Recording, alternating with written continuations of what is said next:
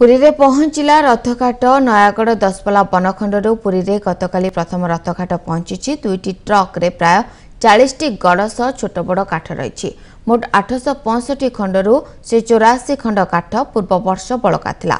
आवश्यक 681 खंडरू सोमवार 53 खंड काठ दुईटी ट्रक राशि श्रीक्षेत्र में पहुंची। एथिरे 20 फुटिया धौरा 10 खंड 20 फुटिया आसन 21 खंड 12 फुटिया धौरा 15 खंड 12 फुटिया आसन 7 खंड रही।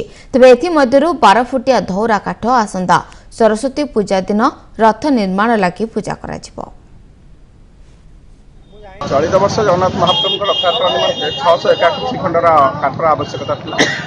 आज प्रथम पर्यायर 53 खंड काठ पूरे आसी पहुंची आसन 12 फुटिया आसन और धौरा। आसंता 22 तारिख में आम सरस्वती पूजा आम 3 खंड काठ पूजा हाँपाई आगे आसीगला अक्षय तृतीया ठू आसी सब काठ पहुंची।